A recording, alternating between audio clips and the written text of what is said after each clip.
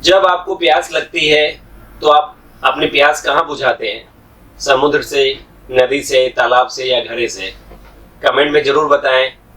सच बताऊं तो प्यास घड़े से ही बुझती है, समुद्र से कभी भी प्यास नहीं बुझाई जा सकती। आप शादियों में जाते होंगे दावत खाने, कई बार गए होंगे। जब आप शादियों में खाने की प्लेट उठाते हैं तो आपको 50 वैरायटी खाने की दिखती है, लेकिन आप उसमें जो आपको पसंद होती है 10-5 वैरायटी वही लेते हैं, वही खाते हैं। हर एक वैरायटी आप अपनी थाली में नहीं लेते हैं और ना ही आप खाते हैं। उसी तरह कपड़े का व्यापार भी है।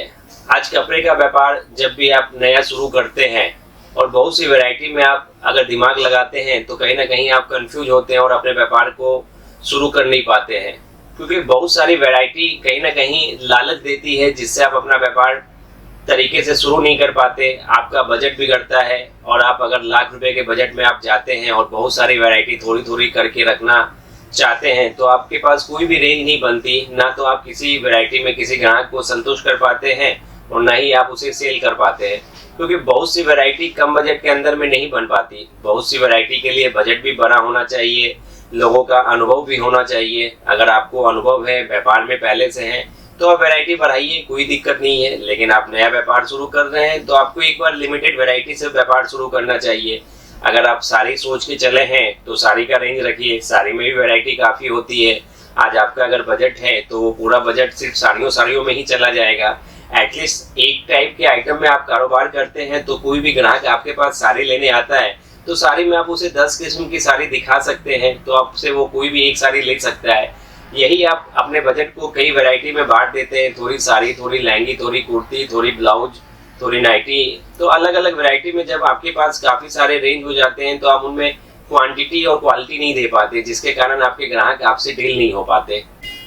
पहले आप ये सुनिश्चित करें कि आपको अपने व्यापार में कितनी चॉइस ग्राहकों को देनी है, ग्राहकों को क्या क्या बेचना है। मेरी बातें कहीं आपको चुभेगी जब आप यूट्यूब पे देखते हैं sari, lehenga, kurti, blouse, petticoat, nightie, readymade, women's wear, hosiery, undergarment, सब कुछ एक ही छत के नीचे मिलते हैं।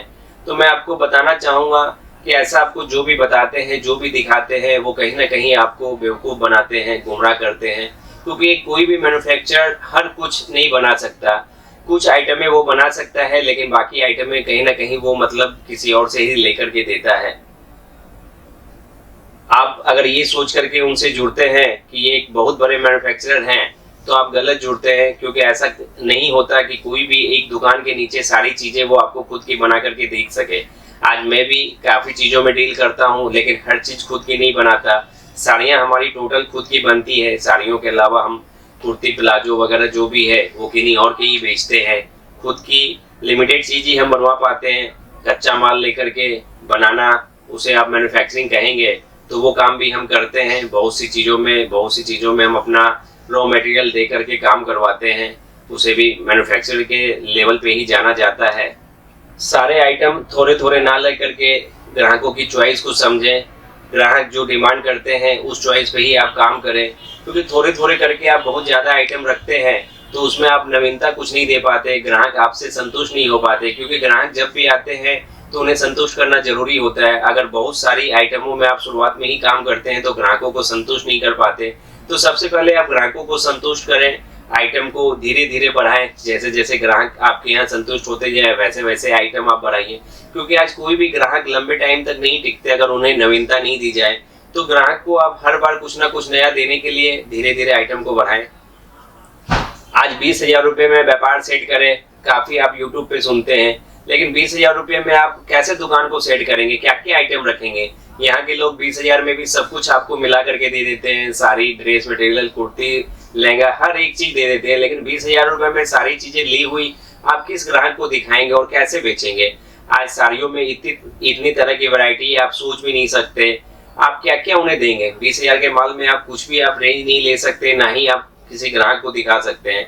तो इसलिए आपको शुरुआत के दौर में आपको एक ही आइटम को लेके चलना है। अगर आप 20,000 रुपये का माल भी अगर पहली बार आप खरीदते हैं तो आपको एक ही सेगमेंट में आना चाहिए। अगर आप साड़ी लेते हैं तो आपको 20,000 की साड़ी लेनी चाहिए, कुर्ती लेते हैं तो 20,000 की कुर्ती ही लेनी चाहिए, ताकि आप किसी को भी दिखाएं तो उन्हें एक कॉन्सेप्ट दे सकें जिनमें वो अपनी चॉइस कर सकें, आपसे ले सकें।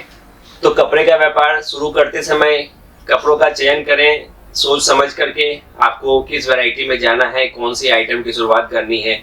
जरूरी ये नहीं कि आप किसी के वीडियो देख रहे हो और वो जो माल बनाते हो वही माल में आपको व्यापार करना है। आपको अपना मार्केट देखना है, रिसर्च करनी है, जो चीज़ आपके यहाँ चलती हो उसी चीज़ से अपने व्यापार का शुरुआत करें। ये चीज़ का आप ख्याल रखें। तो कैसा लगा आज का वीडियो कमेंट में ज़रूर बताएं।